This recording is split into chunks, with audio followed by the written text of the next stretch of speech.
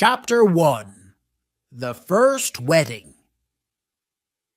You are invited to the wedding of Angus and Laura on May 1st at St. John's Church, Stoke Clandon, Somerset.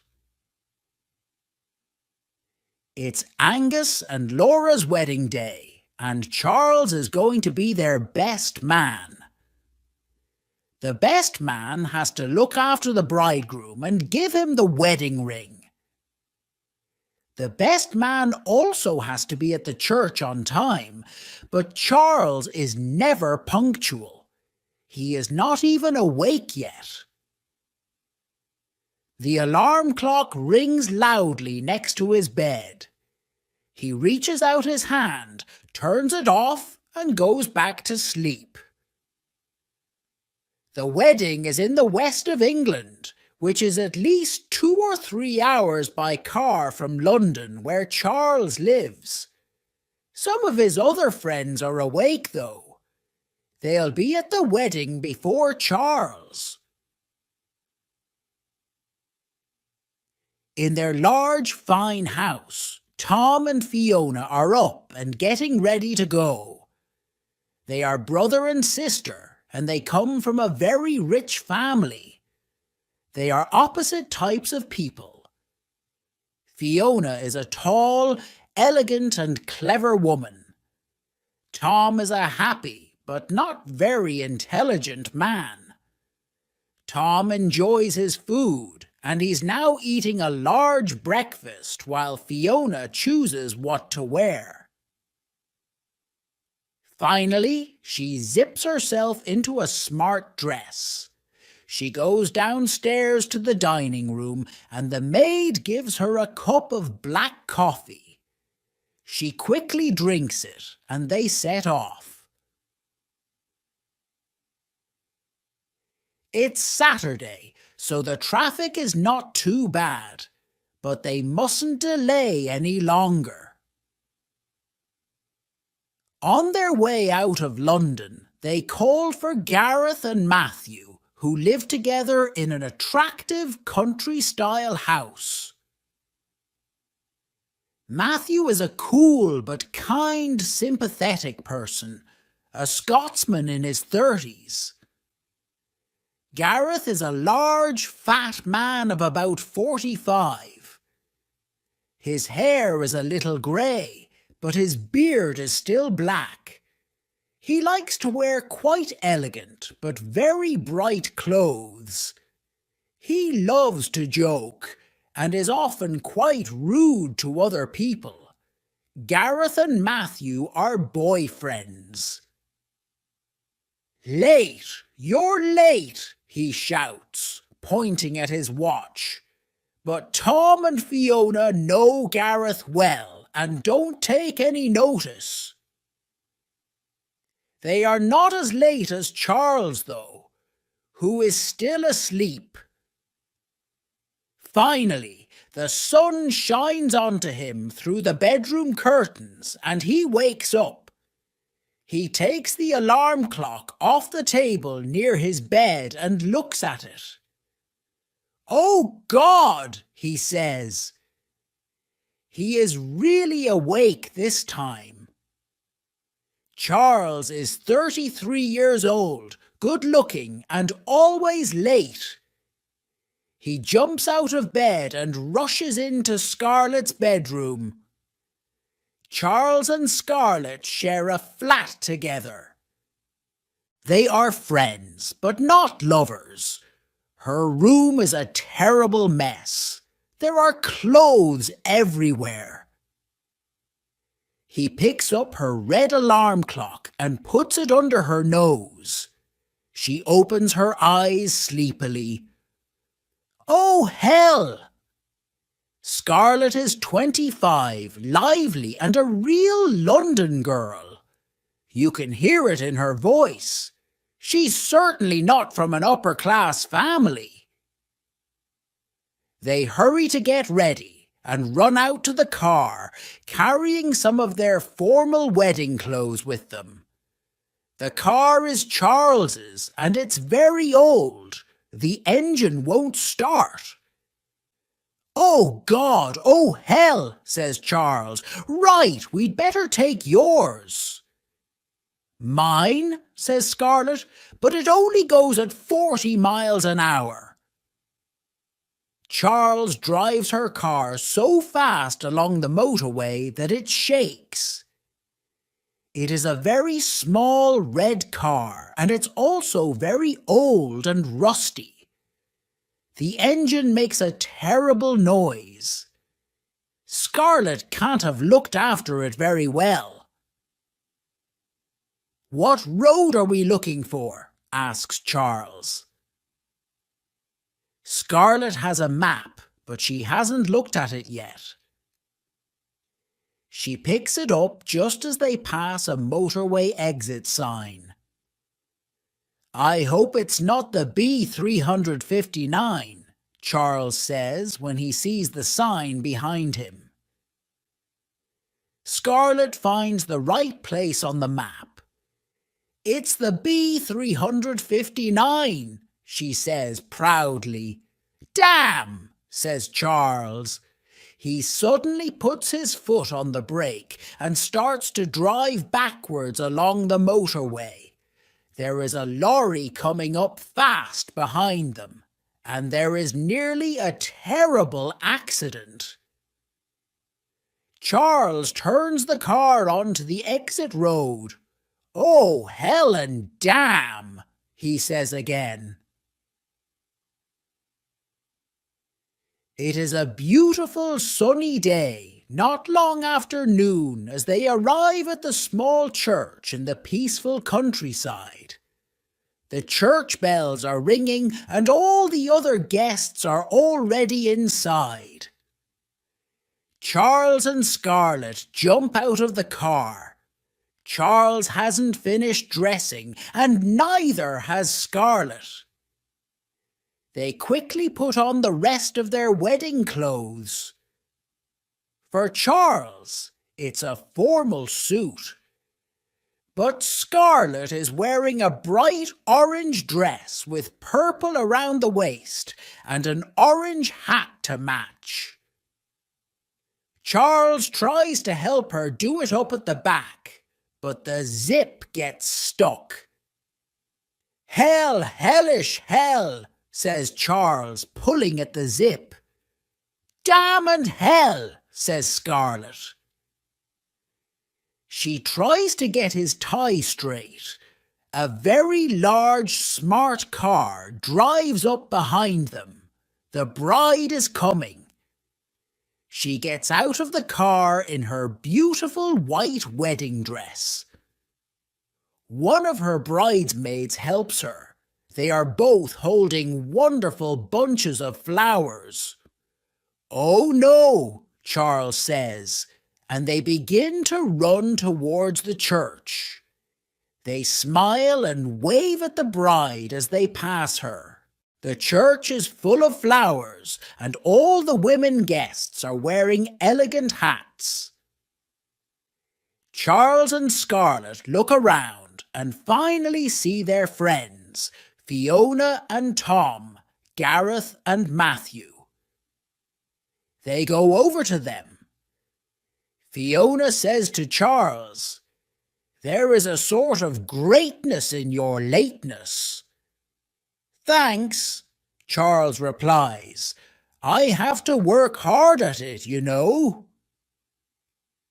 Scarlet sits down with them, but Charles puts a pink flower in the buttonhole of his jacket and walks on up the church to Angus, the bridegroom, who is waiting nervously for his best man. Sorry, says Charles.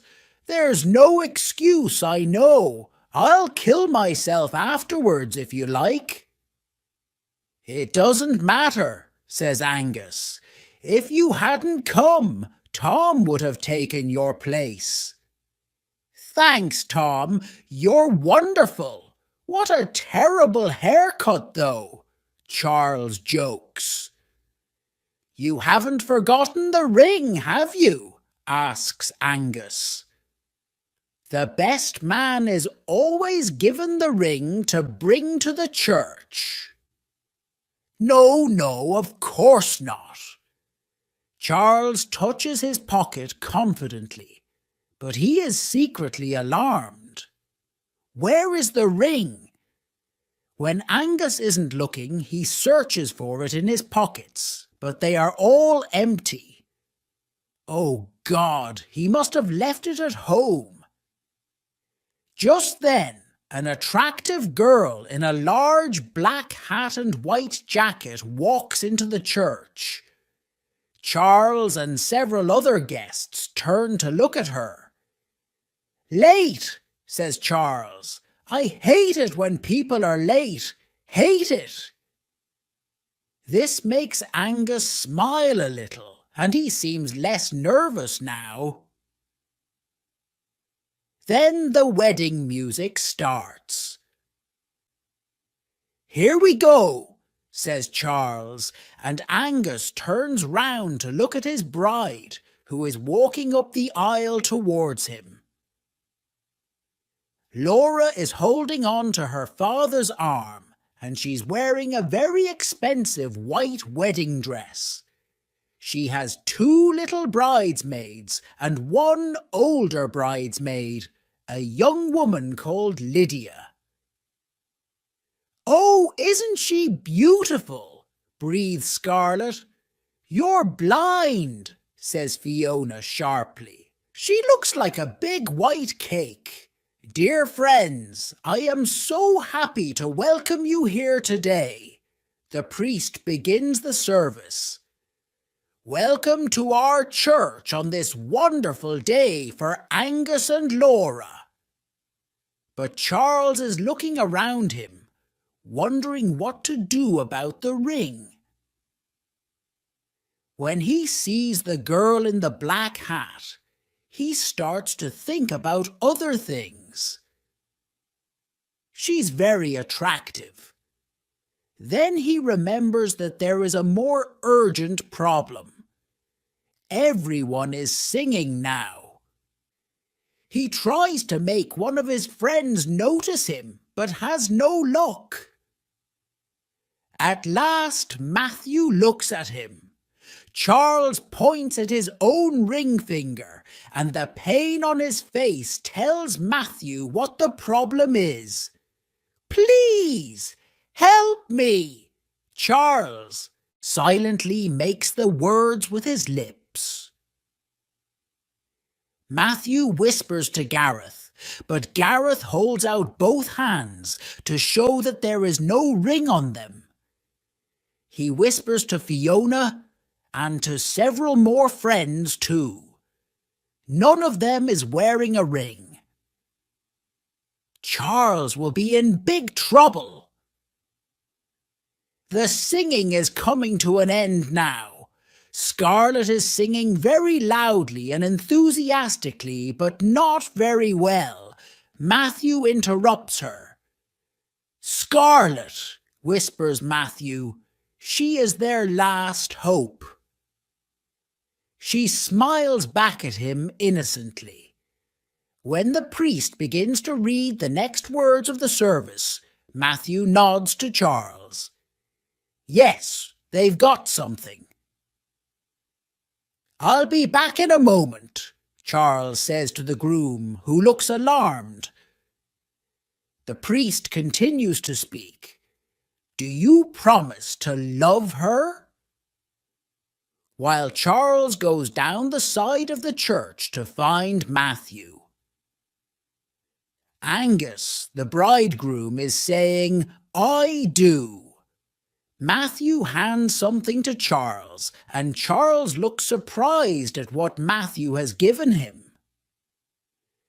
"It's the best I could do," whispers Matthew. Charles rushes back to the front of the church. "Do you have the ring?" asks the priest. When he sees it, he is quite surprised too. Angus puts the ring onto his bride's finger. It is in the shape of a large, brightly coloured plastic heart.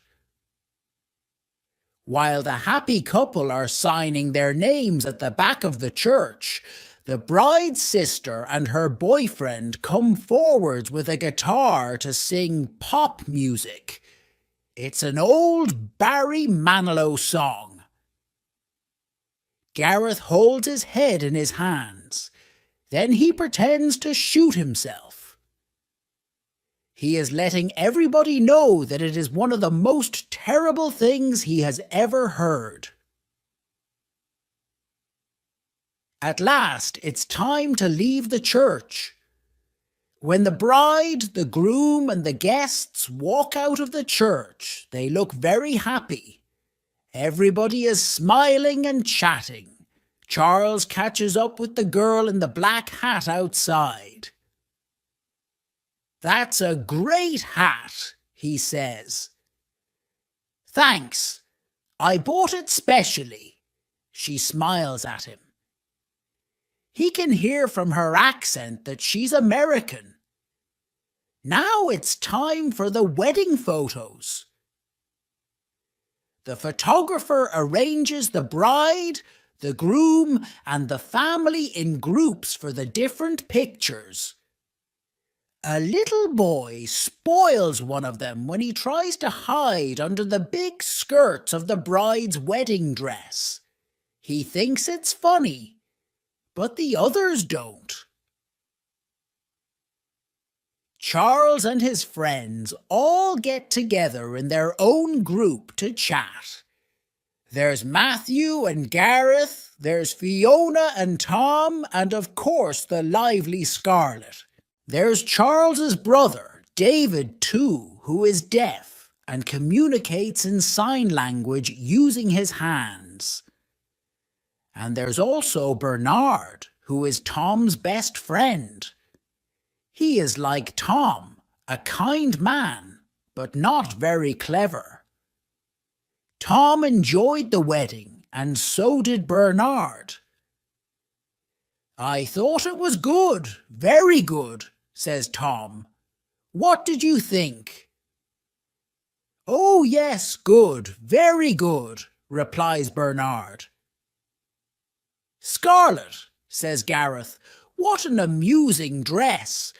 Purple for the Christian church and orange for the wild natural world. Just like the meaning of the wedding itself, don't you think?"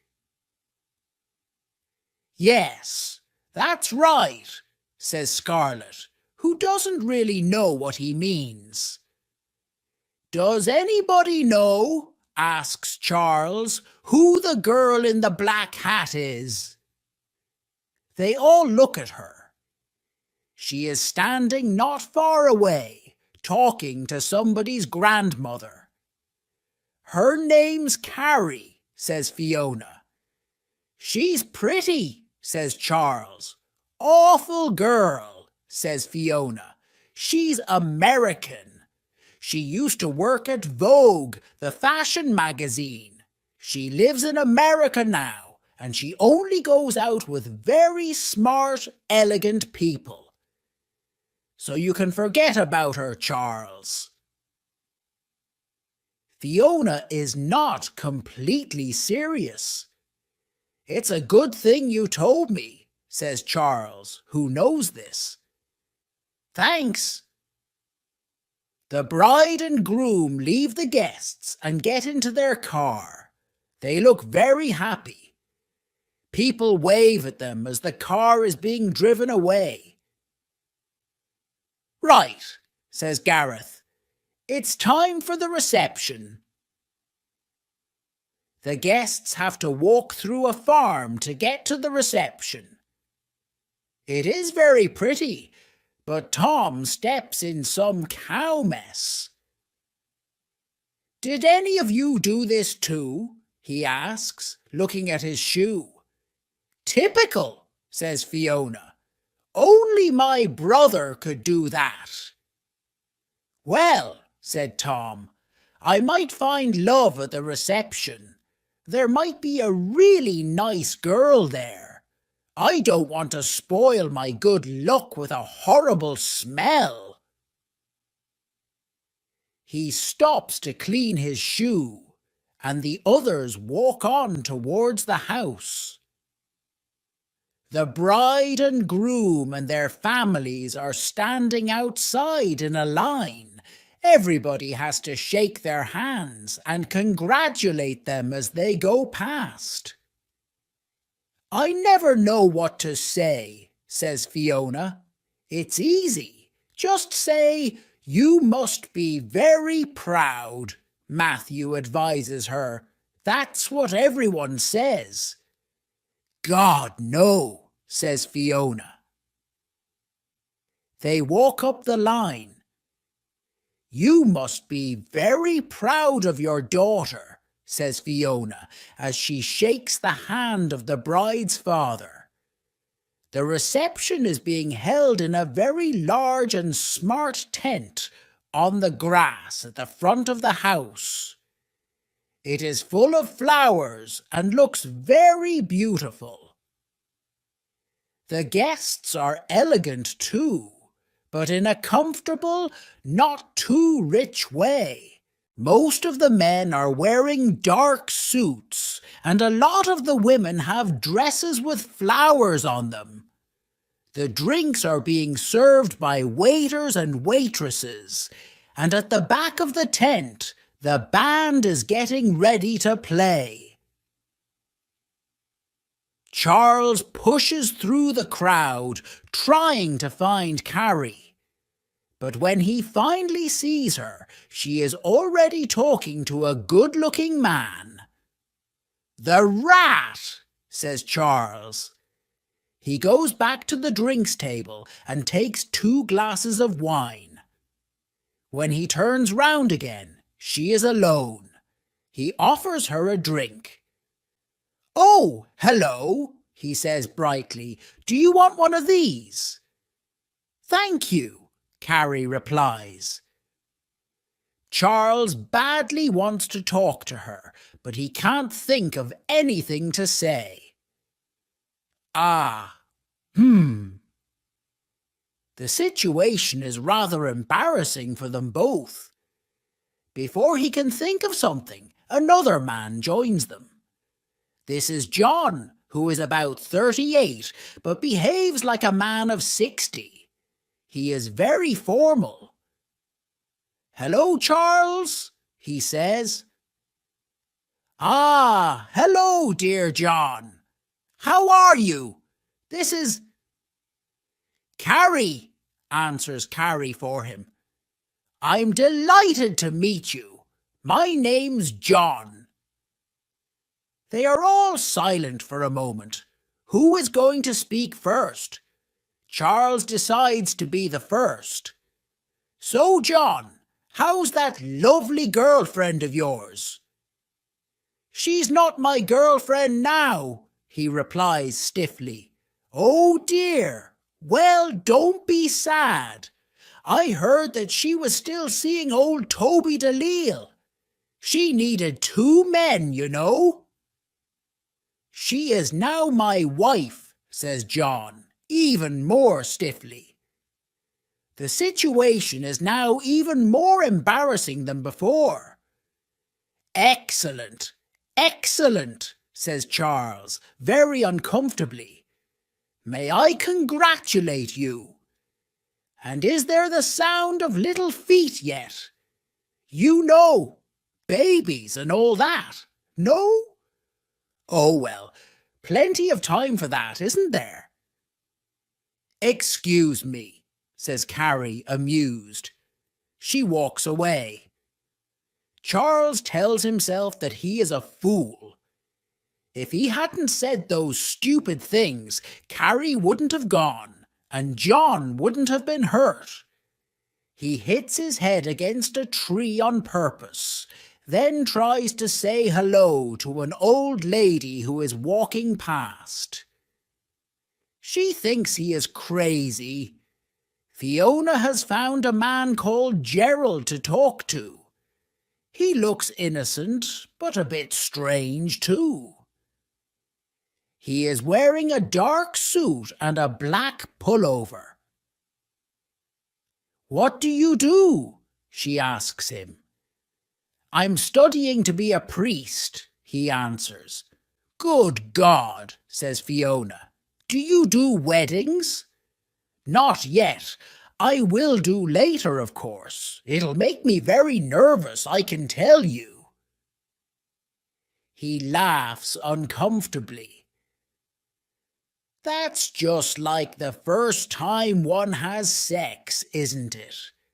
Fiona says sweetly. Gerald is even more embarrassed now.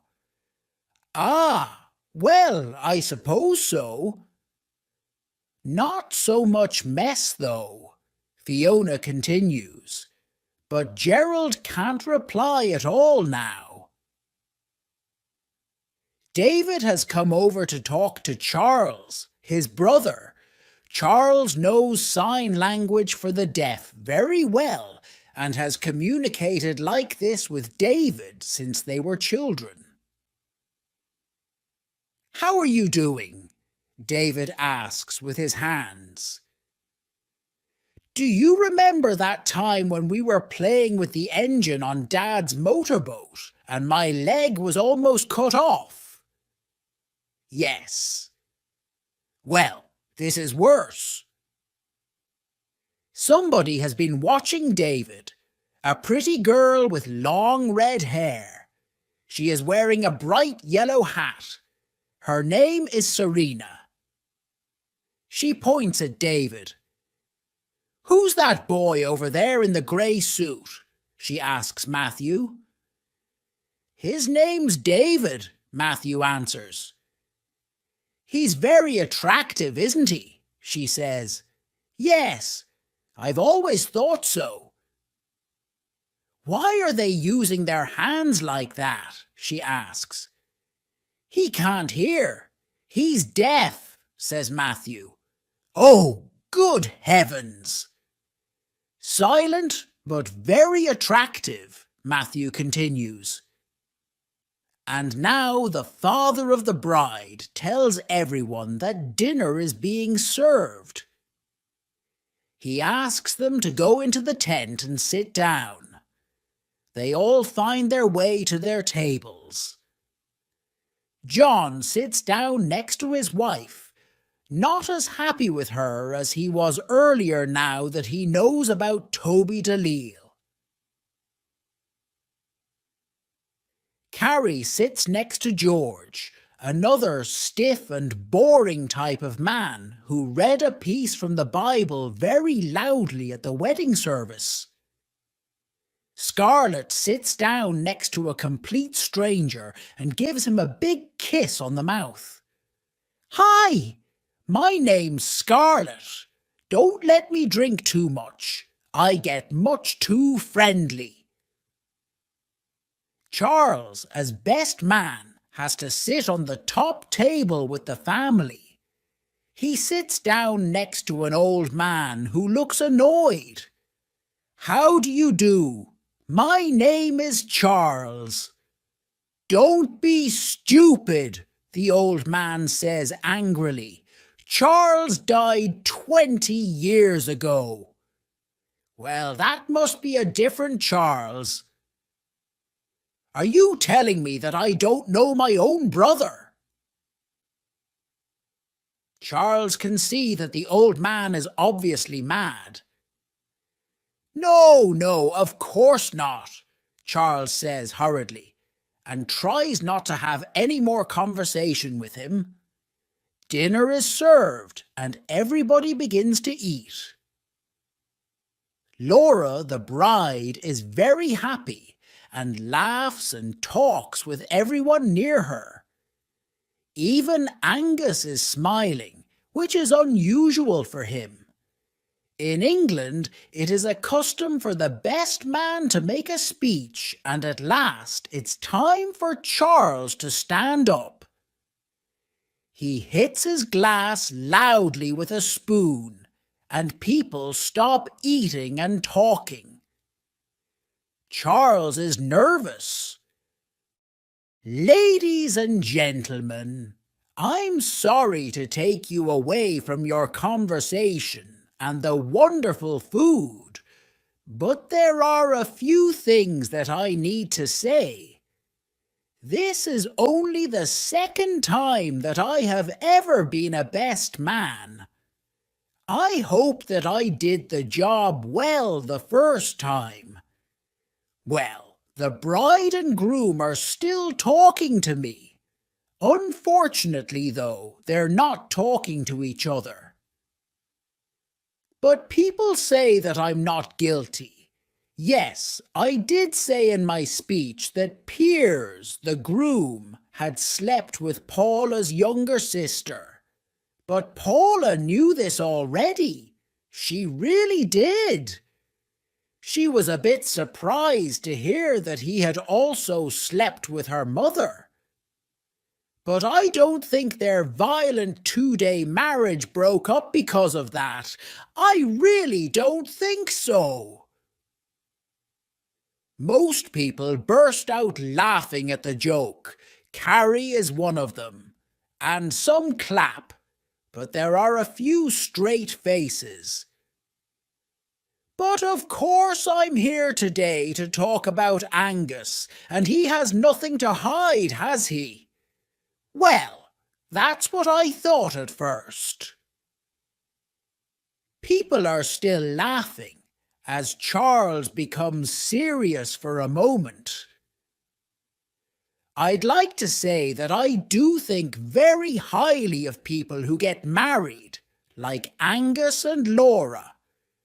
Marriage is a big step to take, and I know I couldn't do it. But I think it's wonderful that they can. Now back to Angus and those sheep. Everybody laughs and claps, and then Charles asks them to raise their glasses and drink to Angus and Laura. After the formal dinner and speeches, it's time to dance. The band plays, and Laura and Angus as bride and groom are the first to come out onto the dance floor.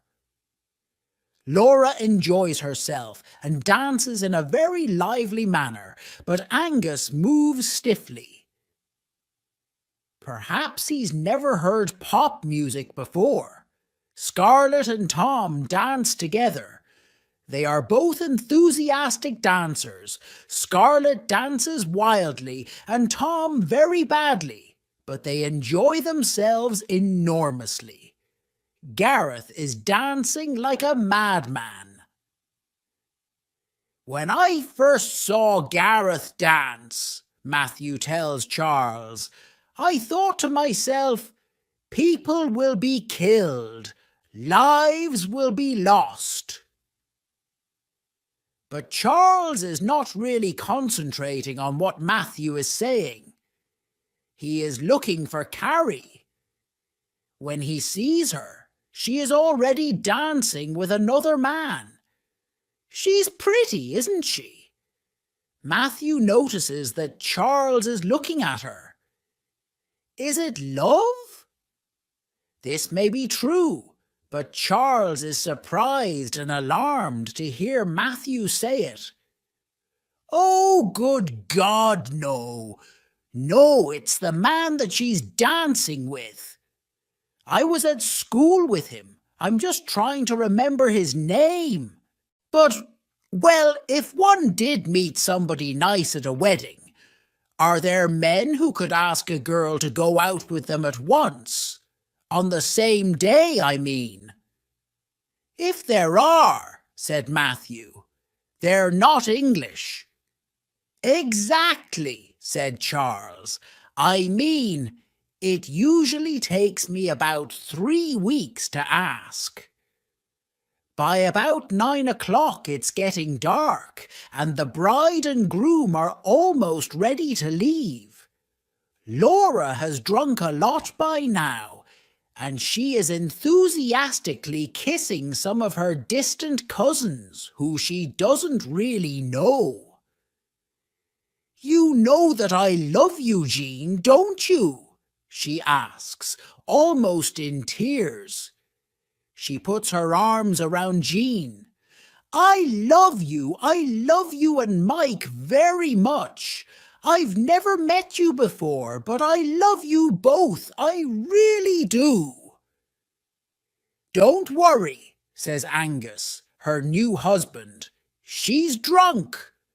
Well, I hope she is, or I'm in real trouble. Back in the tent, Lydia, the young woman who was a bridesmaid at the marriage service, is sitting with her head in her hands. She looks depressed. She is still wearing her bridesmaid's dress and the flowers around her head. "How's it going, Lids?" asks Bernard. "Awful, just awful," complains Lydia. "Oh dear, what's the problem?" "They promised me sex," says Lydia. "Everybody said it." "If you're a bridesmaid, you'll get sex," they said. "All the men will want you. You'll have to fight them off." "But has it happened?" "No, it hasn't. Nobody has been near me." "Well, look," said Bernard, a little shy now. "I mean, if you like, I could—" "Don't be stupid, Bernard. I'm not desperate," answers Lydia sharply. No, of course not. Sorry, I just thought." Bernard replies hurriedly. When the bride and groom are finally ready to get in their car, Laura throws her bunch of flowers at the guests. The person who catches it will be the next person to get married, or so people believe. Scarlet raises her hand to catch it, but fails. Fiona steps out of the way, and Lydia is the one who catches it. The car has a string of tins tied to it and rude things written on it. This is the custom at English weddings. But when Angus and Laura open the door, a large white sheep jumps out with a bell tied around its neck. Everybody laughs. They all wave and shout goodbye as the happy couple are being driven away. They are going on their honeymoon. Charles is sad, though, as he goes back into the tent. The band is playing "Love is All Around." Obviously, he feels that it's not true for him. Later on, his group of friends begin to make their arrangements for the night. "Where are you staying tonight, Charles?" asks Tom. "Scarlet and I are going to some pub, the Lucky Boat, something like that. Aren't we all staying there?" "Well, no. The plan has changed. The others are all coming back to my place. Nancy's there. You know, our lovely old servant. She'll probably cook us some bacon and eggs when we get there, and we could play some games. Would you like to come too?" "Yes, excellent. Thanks very much. Is there a room for Scarlet too?" "Oh, of course. We've got 137 rooms, actually.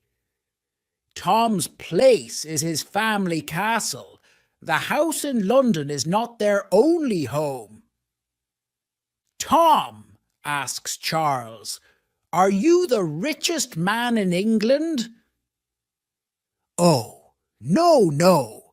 I believe we're number 7 on the list." "Well, the Queen comes first, obviously, and that Richard Branson man is doing very well with his pop music and his aeroplanes. Well, excellent news. I'm glad that you're coming. I'll go and tell Scarlet." Suddenly, Carrie appears next to Charles. "Hi," says Charles, surprised. "I thought you'd gone." "No, not yet. I was just wondering, where are you staying tonight? Well, I was going to stay at some pub.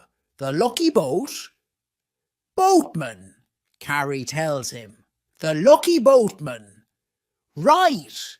But now I'm going to stay with some friends at their house. Well, I say house, but it's really an enormous castle. Oh, what a shame! Because I'm staying at the Boatman. Oh, says Charles, surprised again. This is really a perfect invitation, but he doesn't reply quickly enough. He is, unfortunately, an Englishman. Well, it was nice to meet you, though we didn't quite meet, says Carrie. I liked your speech. It was great. Thanks, says Charles. He still finds it hard to say anything, and they stand there silently together for a moment. I'm going now, Carrie says. No, don't. Couldn't we meet each other now? The evening's just starting. They both look around at the tent, which is now in quite a mess, with bottles and chairs lying on the ground. We both know that's a big lie, says Carrie, and she walks away. Hell, says Charles. The band has stopped playing, but the bride's sister and boyfriend are back with their guitar. Only 4 people are trying to dance now to their music, which is not very lively. Others are kissing, and a few really drunk people have fallen asleep.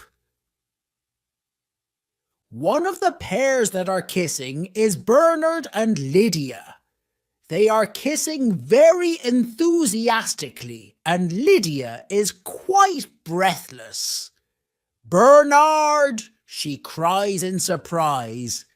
I didn't know that it could be like this.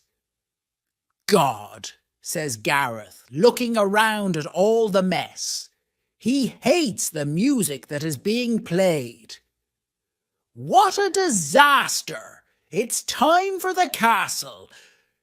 How about you, Tom? Are you drunk? Can you drive us safely? Of course, says Tom.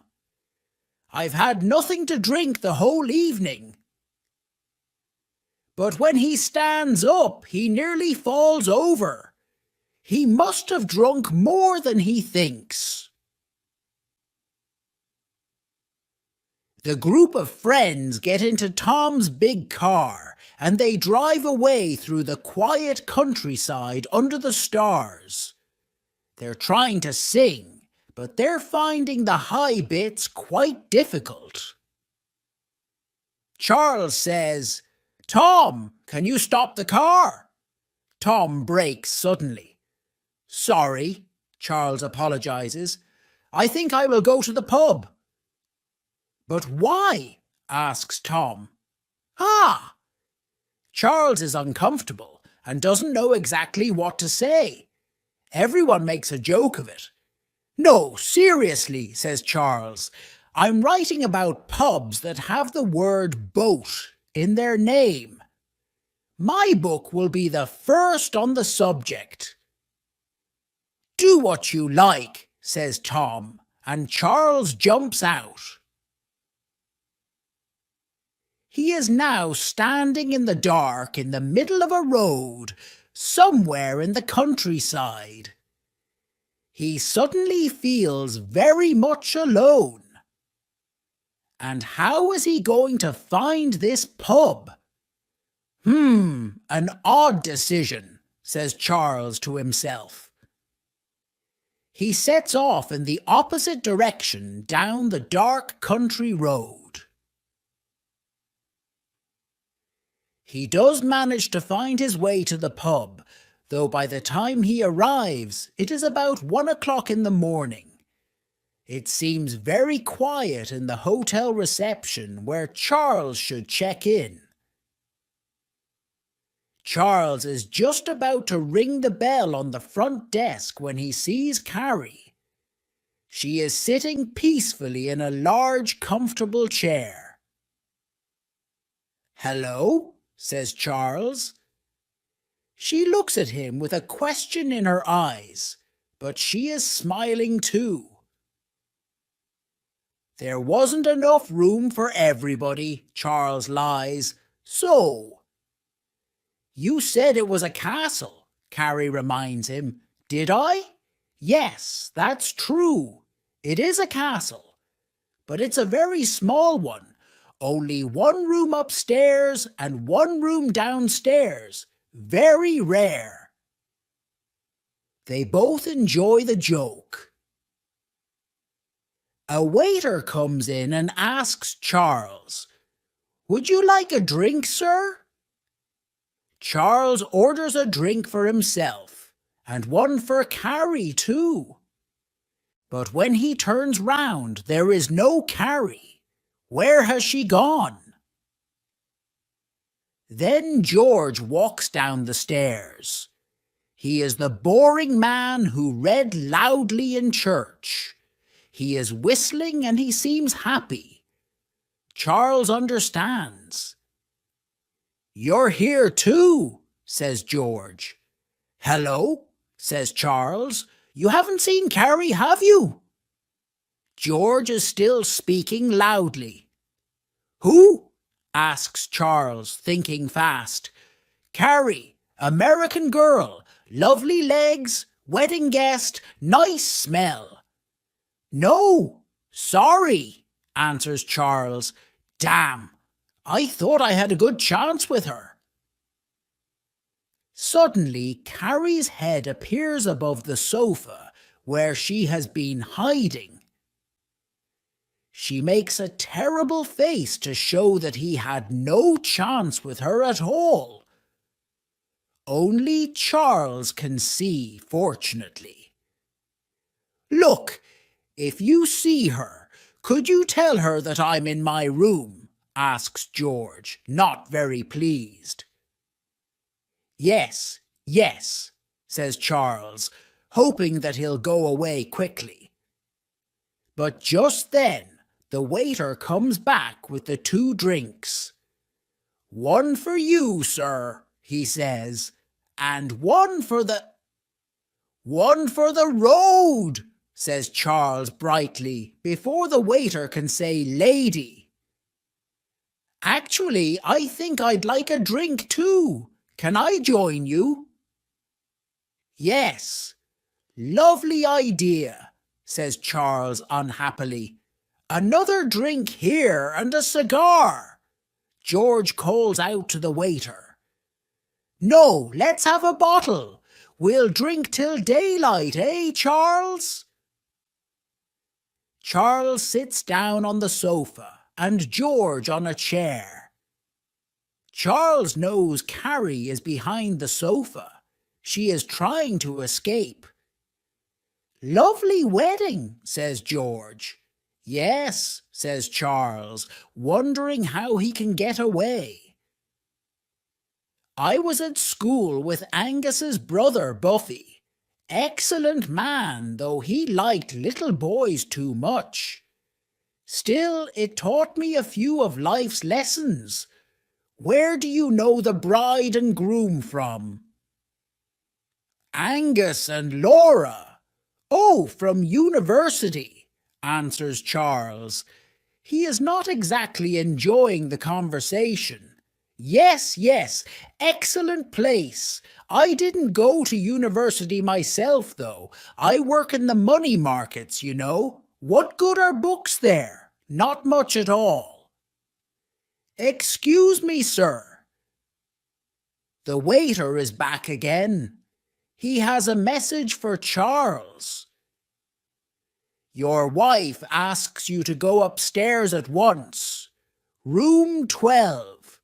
She said that you may be too drunk to remember the number." "My wife?" asks Charles in surprise. "Yes, sir," the waiter replies. "Oh, Yes, of course, my wife, Charles says as he understands. You must be drunk, says George. You can't even remember whether you've got a wife. Yes. Will you excuse me? Oh, yes. Off you go. Good luck. Well, I haven't got a wife, so I'll go and look for that Katie woman. Carrie, says Charles. Yes, that's the one. A fine girl. I think I might be lucky there. Upstairs, Charles knocks on the door of number 12. He is quite nervous. Carrie opens it. Hi, she says. Hello. I'm sorry about that. No, that's fine. It was impossible to get rid of him. Yes. Perhaps we should just wander about up here for a bit, then go back down. That's a thought, says Carrie. I don't usually wander, but I can wander if I need to. Do you wander a lot? She is gently joking with him.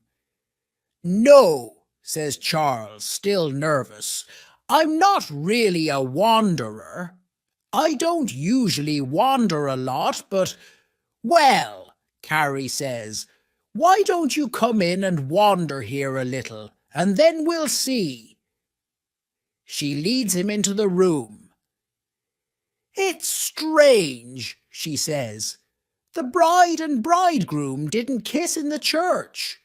Where I come from, kissing is very popular. Is it? Yes, I think you're right.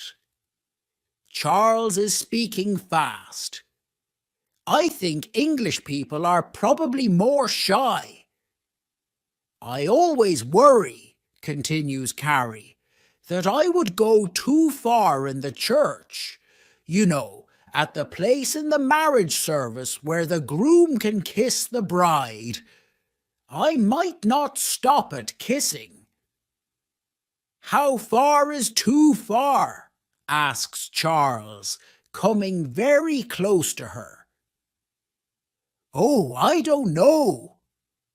She gives him a very small kiss on the cheek. That would be all right, I think. Yes, says Charles, that would be fine. Perhaps it's not enough, says Carrie. Maybe this would be better. She kisses him on the mouth. Yes, but it might be dangerous to go further, says Charles, nervous again. Then they kiss for a long time. That might be too far, says Charles. And this? Asks Carrie. It is a few minutes later, and they are in bed, making love. Do you think the priest might be a little bit worried about this? Yes, says Charles. I think he might be. They kiss again and spend the night together. The pub is in the middle of the countryside. It looks very peaceful in the morning. Carrie gets up first and packs. When Charles wakes up, she is already zipping up her bag. Her face looks beautiful in the early morning light. What's happening? Asks Charles. I have to go, she answers. But where to? To America. That's a tragedy, he says. But before I go, when are you going to tell everybody? Carrie asks him. Tell everybody? Charles asks in surprise. Tell them what? Well, you'll tell them that we're going to get married, won't you? Get married? He is alarmed now. We slept together last night. We made love, so that means we're getting married, doesn't it? Well, yes. Oh dear, we need to think hard about this, you know, he says unhappily. Then suddenly he notices she's smiling. Oh, you're joking, he says. Thank God. For a moment I thought I was in one of those awful films. You know, the kind where the woman spends a night with a man and murders him if he won't marry her. No, says Carrie gently. We're not in one of those films. But I think we've both missed a great chance here. Goodbye. She leaves the room and Charles lies down in the bed. He looks thoughtful and confused. Chapter 2. The Second Wedding. You are invited to the wedding of Bernard and Lydia at noon on August 1st at the Church of St. Mary of the Fields, Cripplegate, London, EC. 2. It is 3 months later, and Charles's alarm clock is once again ringing by his bed. Charles stretches out his hand and turns it off. He goes back to sleep again. He likes to sleep until noon, whenever he can. Scarlett is still asleep in her untidy bedroom. Some time later, there is a loud shout from Charles's room. He has woken up at last. Oh, hell! He jumps out of bed and runs into Scarlett, dressed only in his underclothes. Oh, God! says Scarlett when she looks at her clock. They run out of the house before they have finished putting on their formal wedding clothes. Scarlett is trying to put on a silly pink dress with an enormous skirt, but she can't zip it up right. She is going to be a bridesmaid. Car or taxi? She asks, still running. Taxi, says Charles. We won't be able to park the car. They get to the corner of the street and start looking for a taxi, but there isn't one anywhere. Well, maybe the car is a better idea, says Charles. They rush down another street to find Scarlett's car, but when they get there, it can't be moved. Scarlett must have parked it in the wrong place, and the wheels have been locked by the police. Damn! They both shout at once. They will have to go on foot. They run as fast as they can. The service will start before we get there, Charles thinks to himself. The skirts of Scarlett's silly pink dress fly up in the wind, and as she runs, a piece of the dress falls off. Charles is going to stop and pick it up, but Scarlett says, "Leave it! Nobody will notice." They run all the way to the church, and as they get near, they can hear the bells ringing loudly. Some of their friends are already there: Fiona, Matthew, Gareth, and David.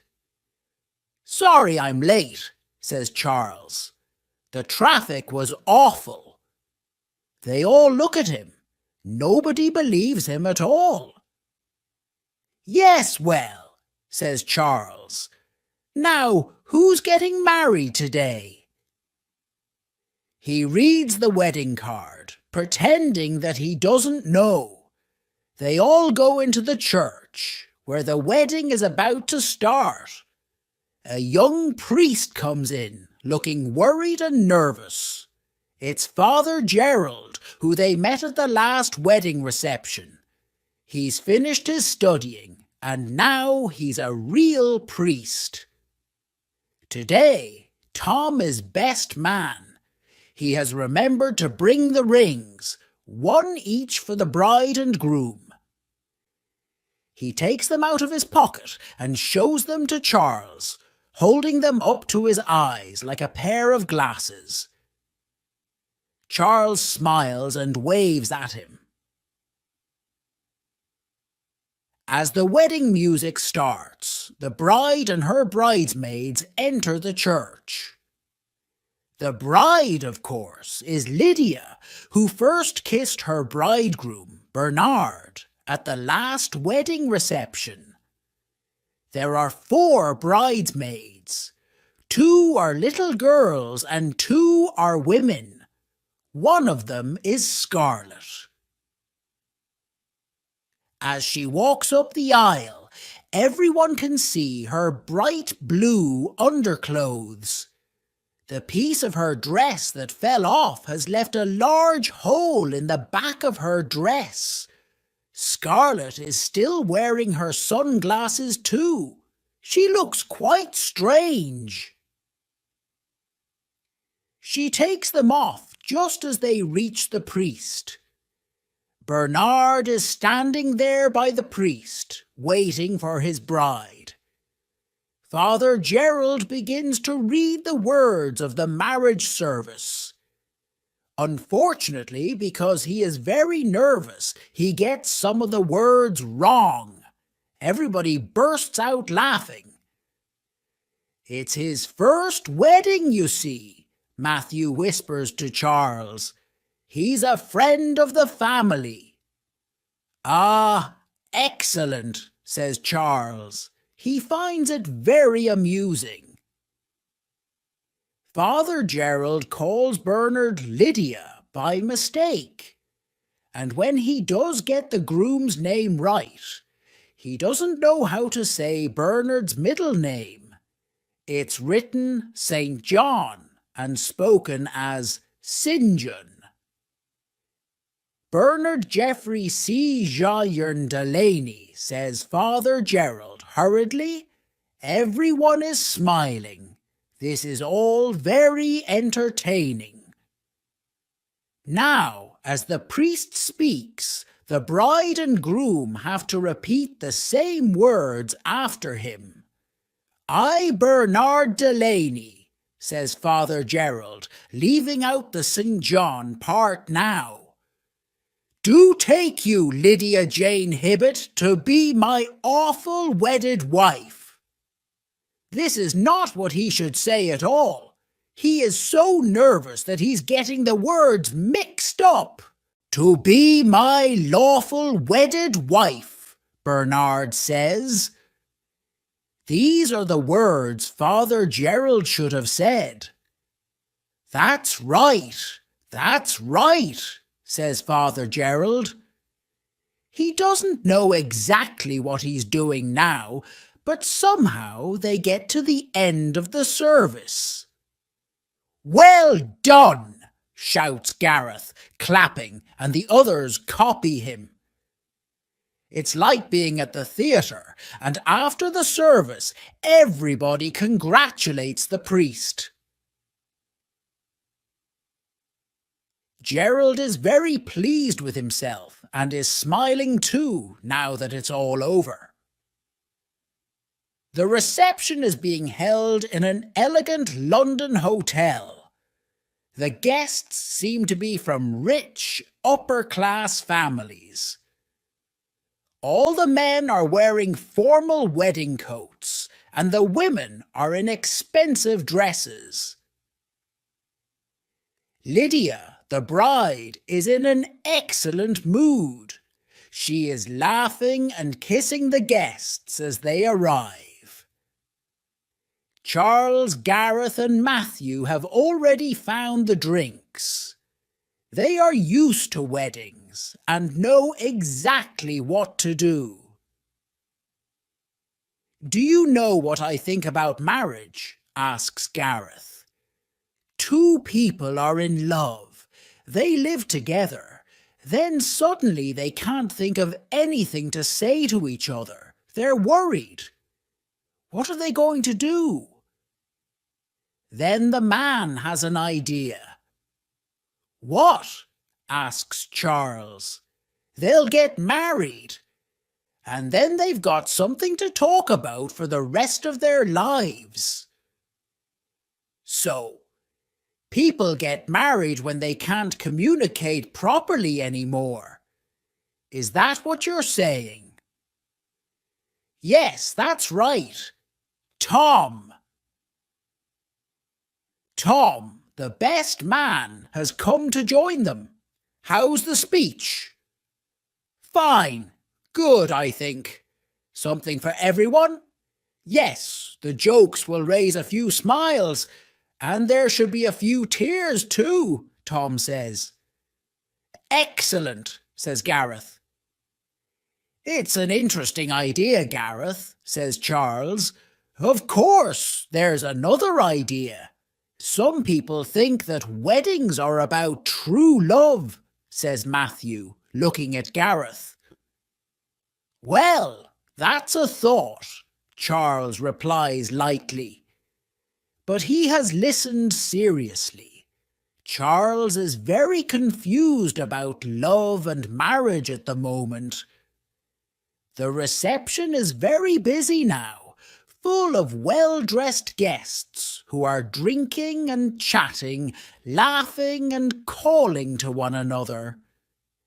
Charles is just fetching 3 more drinks when a voice says, "Hi!" He turns round. It's Carrie. She looks wonderful. "Hello," says Charles, and nearly drops the drinks. "How are you?" asks Carrie. "Fine, fine. Sorry. I'm so surprised and so pleased to see you. Don't go back to America. Please, wait here. I'll be back in 2 seconds, okay?" "Okay," she smiles. He rushes back to the others. "That's yours, and that's yours," he says, giving them their drinks. "See you in 5 hours. "Has something happened?" asks Gareth. Yes. This is a great wedding, you know." But when he finds Carrie again, things don't go quite as he planned. "Hi, you look perfect. In fact, you probably are perfect. How are you?" "I'm really well. Charles, I'd like you to meet Hamish. Hamish and I are going to get married." This is a horrible shock for Charles, but he tries to hide it. Excellent. I'm happy to meet you, Hamish. Lovely surprise to find Carrie back in this country again. Hamish is an elegant and confident man of about 50. He is Scottish. "Yes, well, it wasn't easy. I had to work hard. She didn't want to come at first. Come on, Carrie dear, I want you to meet James. He's waiting for us over there. He'll think that I can't control you at all if we don't go and find him now." He holds out his hand to Carrie, and she takes it. "I'll see you later," she says in a friendly way to Charles, as she walks away with Hamish. Charles is shocked and very unhappy. He is unhappy about Carrie, of course, but why is he so very unhappy? He doesn't quite understand himself at the moment. He doesn't feel in the mood to join in with the party anymore, and he sits down alone. Later, Matthew comes up to talk to him. "How are you doing, Charles?" Matthew asks. "Actually, not great," says Charles. "Not great at all, really.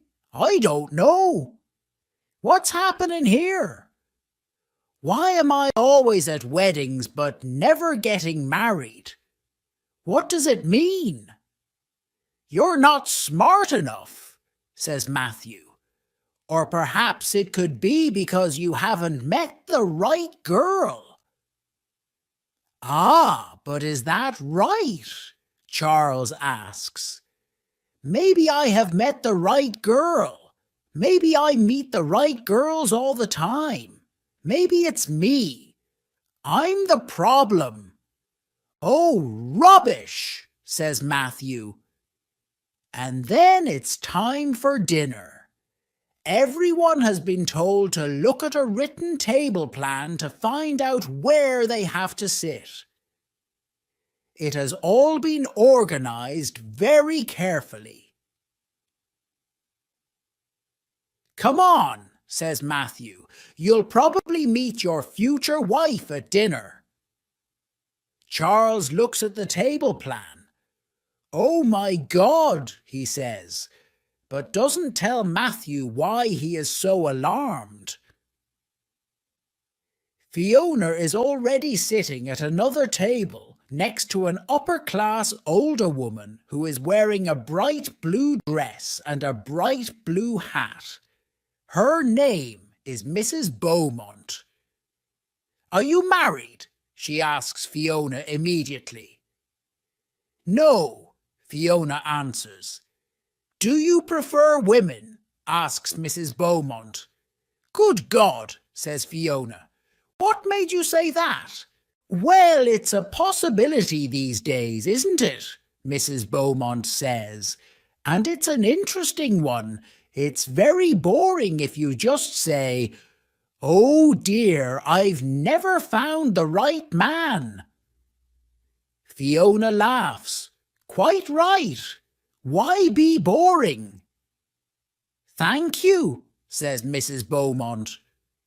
Well, Fiona continues, I have met the right person, you see, but he's not in love with me. Until I stop loving him, I can't get interested in other men. Bad luck, says her new friend. Yes, isn't it? Says Fiona. I did go with another girl once, at school, but it was only for about 15 minutes. I don't think that really means anything, do you? Charles has now found his table and sits down with 2 men and 4 young women who are all attractive and about the same age as him. His brother David is there too. Charles looks very embarrassed and uncomfortable. Hi, says Charles to one of the men. Hello, I'm Alistair. You know Veronica, don't you? Yes, says Charles, very nervous now. Yes. Hello, V. Hi, Nicky. Great to see you. He can see Carrie on another table. She's laughing with Matthew and Gareth. Charles would much rather be at their table. Alistair seems to be giving them all a lesson on tea. There are about 400 different kinds of tea, and all the fruit teas as well. I took Veronica out to India at Christmas to see the places where they grow it.